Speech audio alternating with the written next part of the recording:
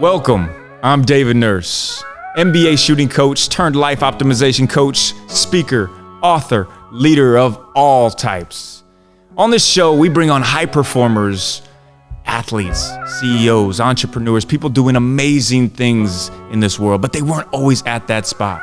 And we talk about how they got through their stuck situation and made their pivot to achieve their success. So join me every week as we pivot and go. I'm dreaming vivid, so I'm living my goals. Written to existence, you know I'm doing the most. I'm steady winning, having breakfast for dinner, cause I'm always giving a toast. I live that 1% of lifestyle, didn't you know? Doing what I can just to get in the zone. Incremental change will help you get in the flow. But if you hit the wall, gotta pivot and go. Switch your perspective and go for the goal. That ain't the end of the road, just pivot and go. Pivot and go. Welcome back to the Pivot and Go podcast. This week on the podcast, we're going to go in depth on the Enneagram and the one who made it famous himself, Morgan Cron. Ian is a best-selling author, speaker, and just an amazing voice in the space of finding your true self-awareness. The book, The Road Back to You, goes in depth on the Enneagram and all the different typologies that are involved in it. And on this episode, we're going to talk a lot about my sevenness, as you will see. And basically, I get a self-help coaching session from Ian himself. It's a thing of beauty. You'll have to listen to find that all out. But buckle up, because Morgan Cron is about to typology Enneagram you away. Here we go. Pivot and go. Morgan Cron, welcome to the Pivot and Go podcast. The Enneagram guru himself, coming from Hot Chicken, Nashville, Tennessee. How are you doing, man? I'm doing wonderfully, man. Thank you. This is a very exciting episode for me because I have been a huge fan and believer in the Enneagram. So to be able to dissect this not only will be great for the audience, but there's going to be a lot of selfish questions that I'm asking for my own personal growth as well. So before we dive into the podcast, can you just give everybody an overview of what the Enneagram is and why it's so valuable? Yeah, so the Enneagram is an ancient personality typing system that teaches there are 9 basic personality styles in the world, one of which we gravitate toward and adopt in childhood as a way to cope, to protect ourselves, and to make our way in the world. Very importantly, each type has a unconscious motivation that powerfully influences how that type habitually and predictably acts, thinks, and feels from moment to moment. Love it. Let's just go through all the 9 types then, so everybody has kind of a feeling of what those 9 types are. Cool. So what I'm going to do is okay. That's always a manic episode. There's 9 types. However, let me see if I can get this done in quick order. Okay. Yes. Rapid fire. So ones are called the improvers. They are meticulous, detail-oriented, and often morally heroic people who are motivated by a need to perfect themselves, others, and the world, and everything that they do. 2s are called the helpers. These people are warm, they're supportive, they're kind, they're generous. These are people who very simply, if I were going to put it in the most basic of terms, want to be liked. They're motivated by a need to be liked and appreciated. 3s are called the performers. These people are competitive, they're ambitious, they're goal-oriented, they're productivity-minded, and they're efficiency experts. These are people who have memorized David Allen's book, Getting Things Done. They're motivated by a need to succeed, to appear successful to others, and to avoid failure at all costs. 4s are called the romantics. Some people call them the unicorns of the Enneagram. We believe that there are probably fewer 4s in the population than any other type, which absolutely delights 4s. 4s are people who believe that they have some kind of essential piece that's missing at their core, some kind of a fatal flaw. And therefore, they're motivated by a need to be special and unique in order to compensate for that missing piece. 5s are called the investigators. They are the most analytical, sometimes the most emotionally distant number on the Enneagram. These are folks who have a need to gather knowledge and information, particularly about niche subjects, in order to fend off feeling overwhelmed by what feels like a depleting world, a draining world. Sixes are called the loyalists. We think there are more sixes than any other type in the population. Sixes, loyal, steadfast, earthy, funny, practical, good problem solvers. These are people who are motivated by a need to be safe, secure, and supported. Sevens, called the enthusiasts. You don't know any sevens, do you? I might know one. Okay, I just want you to know that every time, if I'm speaking to 100 people or 10,000 people, every time I get to the sevens, all of the sevens in the room do what you just did. They start waving their hands and going, woohoo! They just, Dang, I'm like everybody else. Shoot, I want to be a 4. Yeah, man. Just for now, you don't really want to be a 4. Trust me. Okay. So sevens, called the enthusiasts. These are people who are the joy bombs of the Enneagram: energetic, charismatic, dynamic, eternal optimists. People who are, just bring so much juice and joy into the room that, generally speaking, people are always happy to see a 7. However, they have a dark side like every other type, and for them, it's a need to avoid emotional and psychological distress or painful feelings. Wow. Okay. 8s are called the challengers, larger than life, powerful, confrontational, and overly blunt. These are people who have a need to assert strength and control over the environment and others in order to mask vulnerability. And then 9s finally are called the peacemakers, oftentimes called the sweethearts of the Enneagram. They're accommodating, easygoing, laid back, don't rock the boat, go with the flow kind of human beings who want to avoid conflict, maintain connections with other people, and often merge with the agendas and life programs of another person or the group in service to maintaining connection with them. So that's the 9 types. And it's important to realize that within all 9 types, there's an infinite variety of expressions of each of those types. So that makes it possible for the whole planet to find their way into one of those silos. That's amazing. I feel like you've given that a time or two. You nailed that right on the head. And it's interesting. Well, I've had a few chances. Yeah, I can tell. As a 7, which you spoke of the enthusiast, you got it exactly right. My wife would be just blown away by knowing that, hey, Ian knows exactly where my weak points are. So thank you for that relationship advice too. And this is too good to go any other way of. We'll talk about your big life pivot personally, but I want to dive deeper into this. And of all these 9 types, they're also broken up into 3 main categories, right? Am I right with the heart, the head, and the body? Yes. So in looking at these numbers now, I know people are probably thinking of, and this is what I thought the first time as well too. Is there a bad type? Are all types equally on the same playing field? Should you be one and not be the other?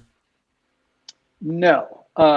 So what I would say is that every type operates on a continuum from healthy to unhealthy. And you might think of that as self-aware and really not self-aware, right? Yeah. And so every number is wonderful when, to the degree that they're self-aware.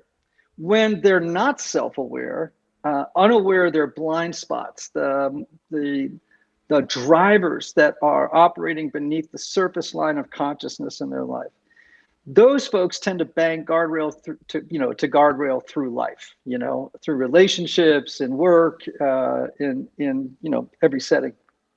Pivot and go. Oh, you know that feeling you get when you just wake up and you are not rested or recharged? Yeah, we all have it. We all go through it. How do I wake up with full energy every single day? It is literally the game changer itself, chilly sleep. I have an Ooler that goes underneath my mattress and cools my body temperature to the ideal temperature to get deep sleep. REM, high HRV scores. Now, I have mine pretty cold, about 57 degrees.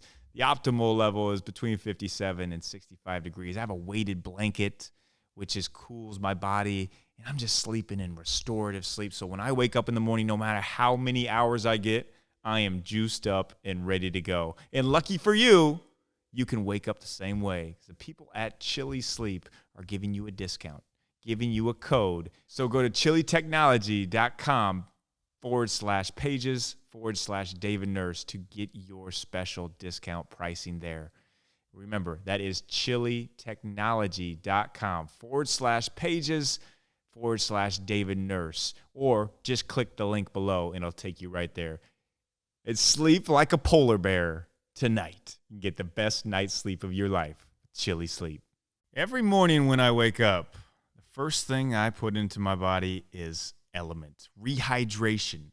It's so important right when you wake up to get your brain going, everything in your body flowing with the correct hydration. Not sugar, not these things you'll be seeing in these sports commercials, but element.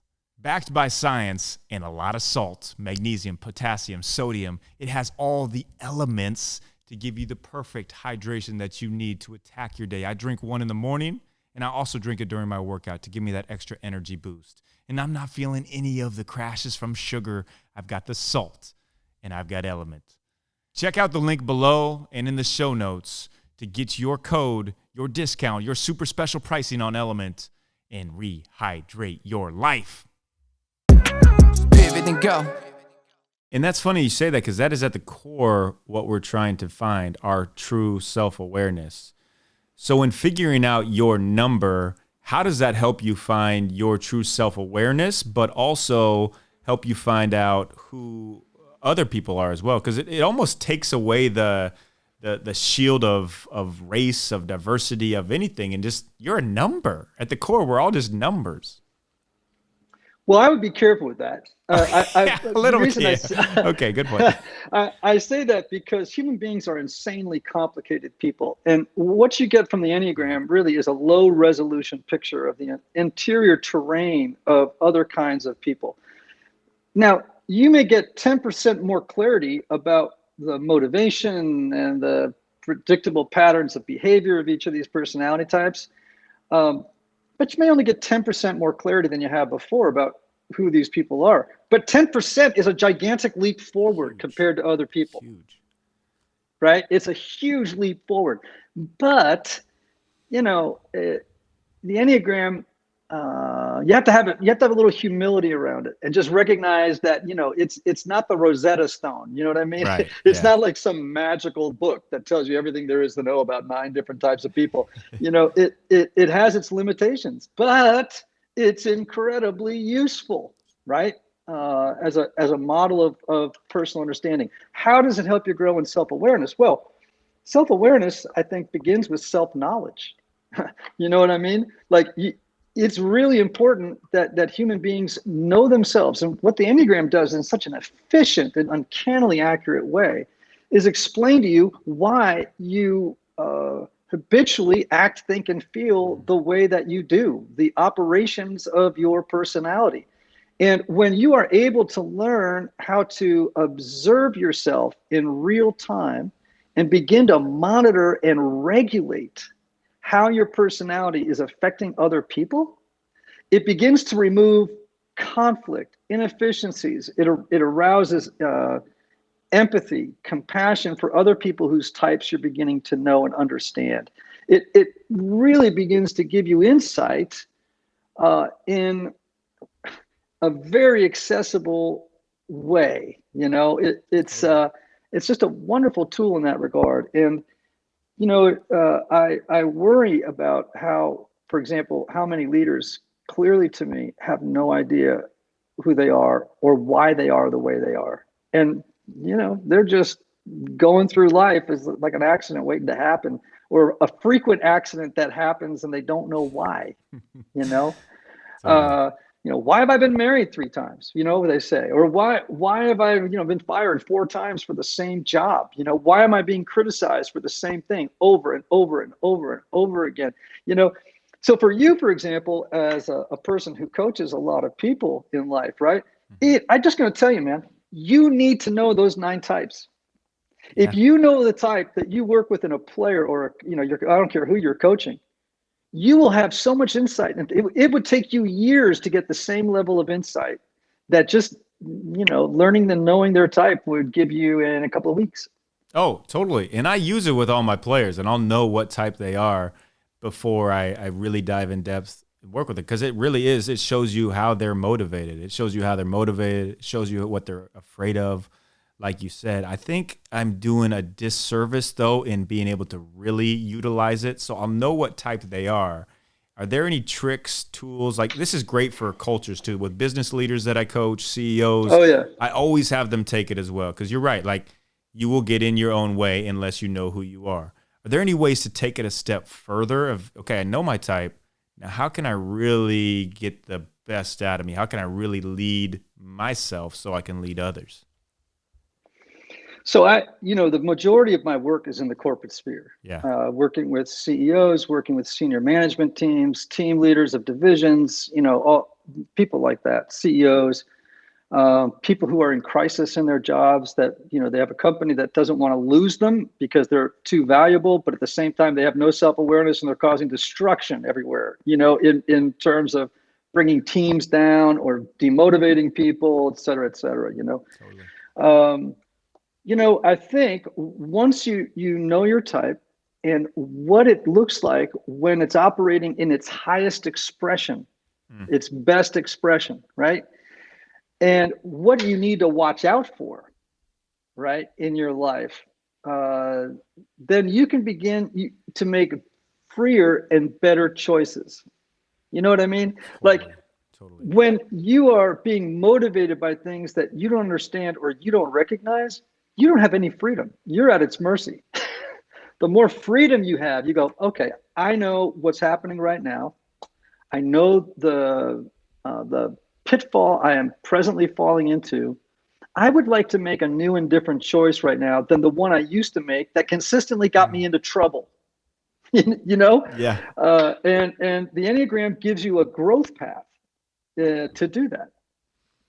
That's really good. And that's a growth path, a transformational path for each type. So unlike, I like strengths finders, I like DISC, I like anything that elevates people's self-awareness. But what the Enneagram is good at is telling you, I will say this.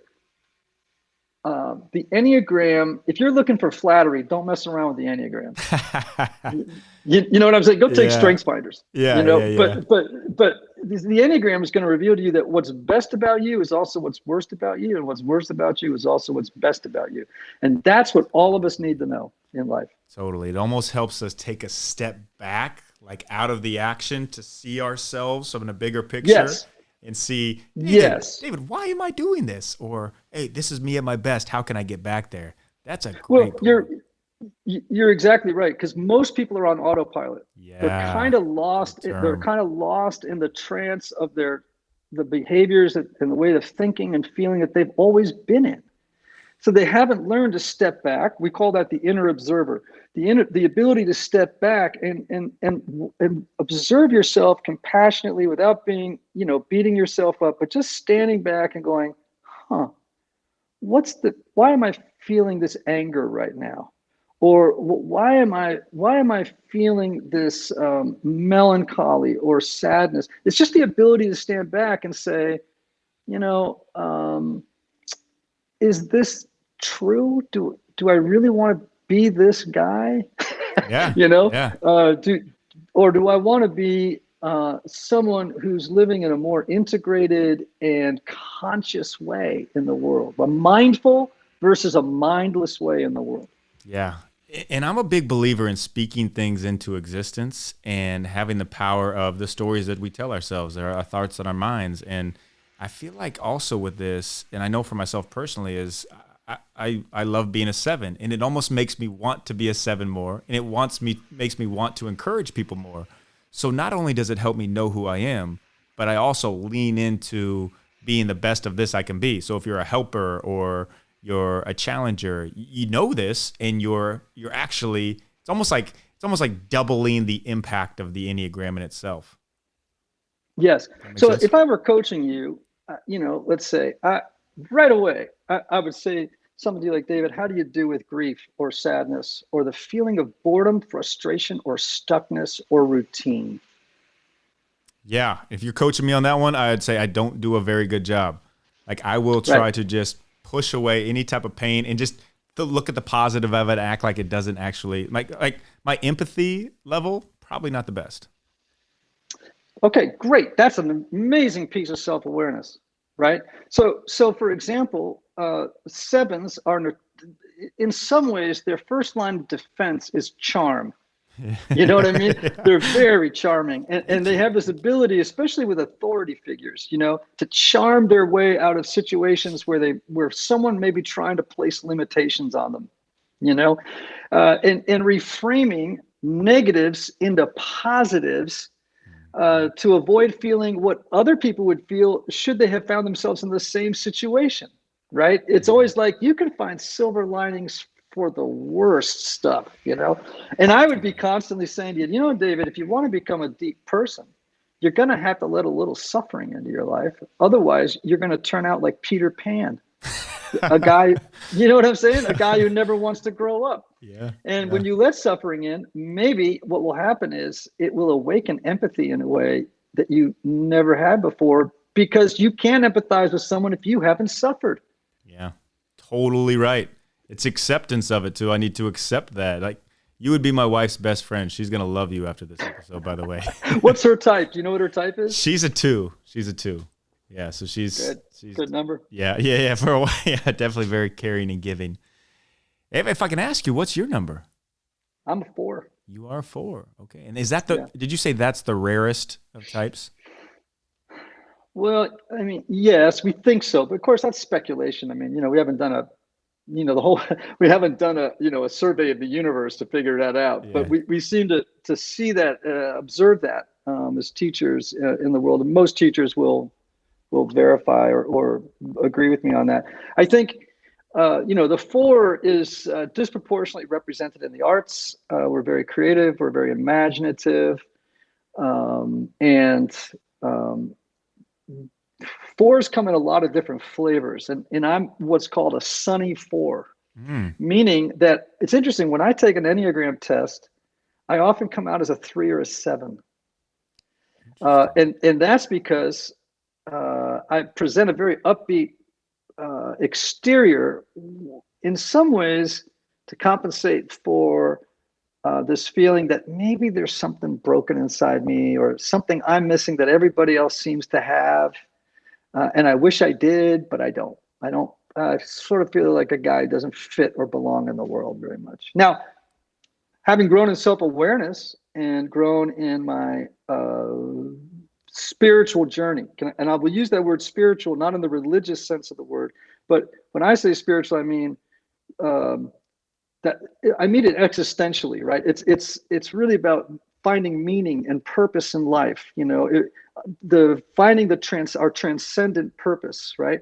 And as I've grown in awareness, I've learned that when the feelings of I'm not enough come up, or the feelings of I'm a weirdo who's a misfit in the world come up, that I go, really?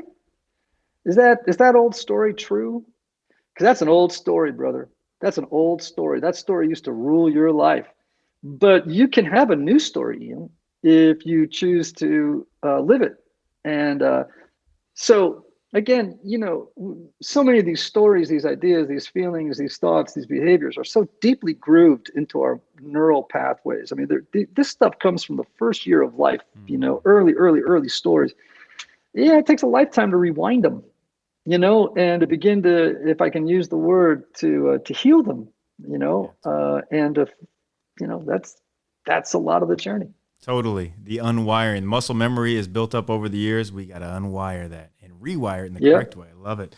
I like the points you hit on is the purpose. Having purpose with passion equals being on a mission for God. And through your work, you are showing people, as a leader, as an amazing leader you're not telling people what they have to be, but you're showing them what is inside of them, what God has created them to be, and just literally helping them figure it out and helping them get it out themselves. Yeah. Well, you know what? I sometimes get in trouble with this with some people, but I often, you know, I believe in original goodness.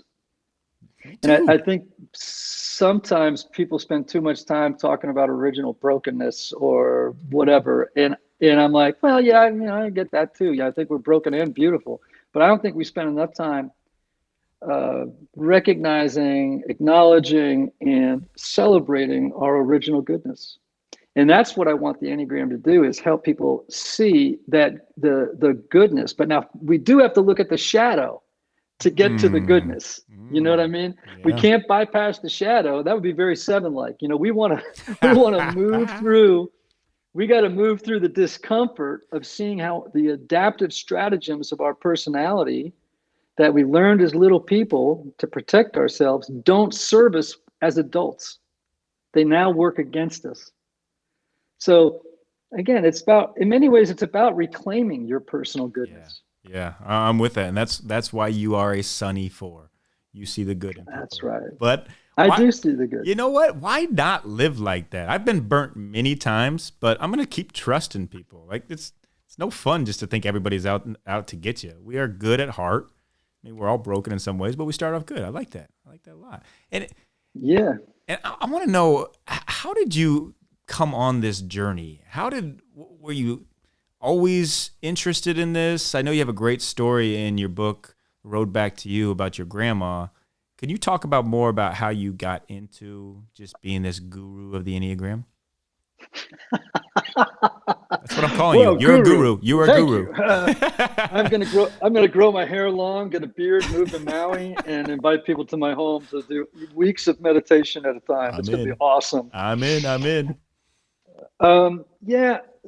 Well, I've always been a person that was really interested in psychology, in human spirituality, in helping myself and others make sense of their suffering, the things they've been through in life, to help them move past those things. Uh, I've always been, I was a songwriter. I've been a novelist. I've been a published novelist, a best-selling memoirist. I just had a wide array of interests, and but all of them, I became an Episcopal priest. I went to seminary, and that was an important part of my journey. And and then I became a psychotherapist, and and then I discovered the Enneagram, and that became the focus of my energies. And I sound like a seven right now, don't I? I just did all these different things, and it You sounds like I do. had ADHD or You do. something. You But sound like me. here's the thing: all of those vocations were in service to the same thing, which was just trying to help people understand their beauty, their goodness, understand their history, and understand who they are in relationship to the mystery of God. And if I could do that, that's a big day for me if I succeed with one or two people at doing that. Man, you are succeeding. That's a beautiful answer. And that's what, like I said, true leadership is about. You're showing people the gifts God's given them, and you're helping them get out. I'm doing the same thing in the basketball world or the speaking world. That's what the mission we are on is created to be. So Right. that's beautiful. I could talk to you all day, and you talked about your pivots that you've gone through and the seven that you actually truly are. You think you're a four, but I'm gonna convince you're a seven. As an enthusiast, I'm gonna juice you up like you're a seven.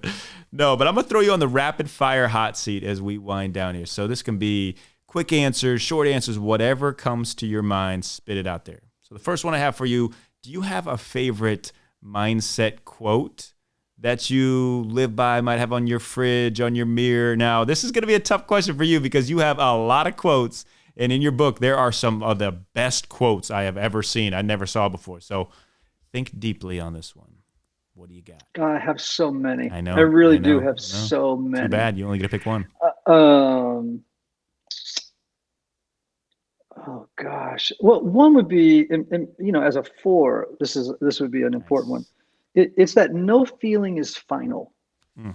And I think that's really important for every person to know, right? That, to maintain emotional, spiritual balance in the world, it's important to remember no feeling is final.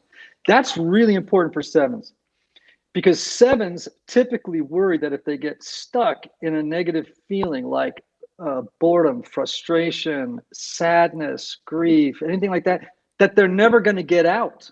And so they're like, or there's going to be no one there to support them, to help them kind of move through it. So they have to realize, guess what? No feeling is final. Let it have its way with you. It'll move on in its own time and you'll be just fine. Let it have its way. That's true for fours for a different reason, but that's a mantra that I frequently use in my life, which is like, hey, no feeling is final. Keep emotional balance. It's all good. It's going to be okay. I love that. I think we all can use that in our lives. So thank you. Great choice of your quote. All right. The next one I have for you is, what does leaving a legacy mean to you? Not necessarily what the world would say it is, or a big billboard saying your name, but what does leaving a legacy mean to you, Ian?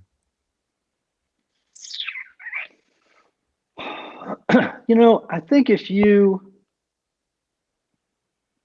I don't really think about legacy very much, to be honest. And part of it is it's too future oriented. If I stay in the present moment and do my best, legacy will take care of itself. And I think a lot of people who talk about legacy, well, I'll be honest, a couple of things, okay? Please Number do. one, in some ways, thinking about legacy, it's hard for certain people groups to think about legacy because they're just thinking about getting by every day, dude. Yeah, totally. You know what I mean? Totally. Thinking about legacy can kind of be a privileged place. It's not a bad thing. I'm just saying we have to do our best. We got to get up every day and do our best, and just realize that the clock is ticking. The clock's ticking, and we have to be people doing our best, and then legacy is going to take care of itself. Yes. That's what I think. I completely agree with you. That's a great answer. And legacy is one of those terms. I like to pivot terms to mean different things. The world will say they mean one thing, like success, failure, rich. Like, they don't necessarily mean what the world says. Same with legacy. And you're right. Focusing on the results will never leave you the results. Focusing on the process, the daily present, that's when the beauty and the legacy comes. So thank you. Great answer. Yeah, man. Good. And a fun one here for you. If you could invite three people dead or alive. Yeah. Yep. This one always gets interesting. Oh, no. Yeah, no, you got to limit it to 3. And not just that, and you're at a dinner party. What are you cooking or postmating in for the dinner? 3 people and your dinner. All right, hold on a second. Okay, so I got to get 3 people to invite to dinner. And what's the second half of the question? Is what are you eating at your dinner party? This can be anything. This is like your death row meal. You're going out on top. I know we bring the hard questions on the rapid fire. Oh, my Lord. Yeah. Okay. Well, gosh, who would I like to have it? You're gonna have to edit the hell out of this because it's gonna take me about. It's gonna take totally about an hour cool, and a half. man. You take your time. We can edit anything out, so it's perfectly fine. Oh, it's gonna take take your time. forever for me to come over this. All right. That's on me. I should have sent you over the pre-questions on this one. Yeah, that's a tough one. That is on the host. That's a tough one. Move on to the next question. Let me think about it. Yeah, totally. If you had one piece of advice that you could give somebody who is stuck in a situation, who is like a 7 and feels so bad being stuck, what drop the mic piece of advice would you give to them to be able to make that pivot and go? So there's a wonderful concept that a guy named St. Ignatius of Loyola, where we get Loyola University. Yep. Ignatius used to counsel people to do a spiritual practice called contra agere, which means do the opposite of what you normally would do, the sort of the grain or the pattern of what you normally do, and see what happens. You know what I mean? Like, and make a conscious decision to go against the grain of your habitual stream of thinking, feeling, and acting, right? And, there's a Seinfeld episode where George Costanza does this. Remember where he does this thing where it's like, he just starts to do the opposite of everything he normally does on dates and stuff like that. And to see what happens. It's sort of that, but it's a little bit deeper. But I think when people get stuck, they tend to just resign to the stuckness. And I'm always like, hey, why don't you try the opposite of what normally you've been doing and just see what happens? And journal about it, think about it. Yeah, and a lot of times that'll work. I tell people if the whole world's going one way, you get your bags and you sprint the other way. So do the opposite. Yeah. Great answer. And how can we all follow everything that you are doing and just fully immerse ourselves in you and your teachings and your work and the road back to you and all your books? How can we just know how can we basically stalk Ian Morgan Cron? Well, it's not hard. You can buy my book, The Road Back to You, on Amazon or bookstores everywhere. You can go to my website, Ian Morgan Cron, IANMORGANCRON.com, and there you can learn about my Enneagram IEQ 9 assessment. You can learn about my True You course. We'll have more courses coming out shortly.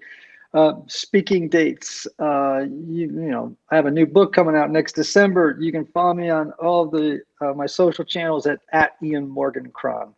That's pretty good, isn't it? That's really good. I can't wait till your next book comes out. Like I was telling you, I've listened to yours 3 times and going through it the 4th time. So it's about time you get out with that next book. No. Well, thank you.